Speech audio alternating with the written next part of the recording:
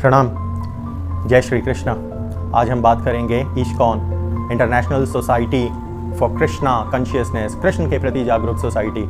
इसके जो फाउंडर हैं श्रीला प्रभुपाद, उनके जीवन का एक उद्देश्य था। वो भारत से गए, उनको उनके गुरु ने जो कहा, उनके गुरु को जो उस ब्रह्म ने कहा, ब्रह्म की लीलाओं के रूप में कृष्ण ने कहा, काली ने कहा, किसी भी रूप में कहा, ये सिर्फ और सिर्फ जो दैविक से ऊपर हैं वो समझ पाएंगे।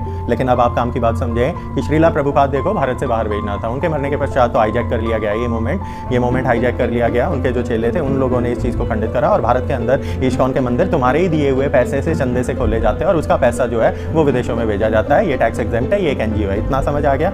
फिर भी हम कहते हैं कि इस्कॉन का एक भविष्य में हम सदुपयोग करेंगे। जब धर्म की स्थापना करनी होगी तो हमें भी कुछ ऑफिसेस चाहिए होंगे, रशिया में, यूक्रेन में, जर्मनी में, फ्रांस में। इस्कॉन के मंदिर होंगे ना।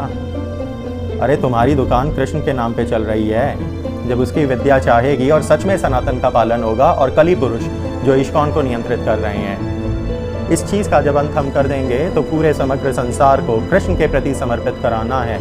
गीता की वाणी से जोड़ के लाना है, फिर वेदों, पुराणों और इन सारी विद्याओं से जोड़ के सनातन का पालन करते हुए सतयुग का आरंभ करना है। तो ये चीज़ कैसे करोगे पार्थ? अपने भी ऑफिसेस चाहिए ना बाकी देशों में। इसलिए इस्कॉन तुम्हारे भारत में से सारा पैसा चूसती है, बाकी जगह मंदिर खोलती है, इसकी अनुमति है। तो ये लीला है उस लीलाधर की, इसीलिए तुम नहीं समझ पाए। जय श्री कृष्ण।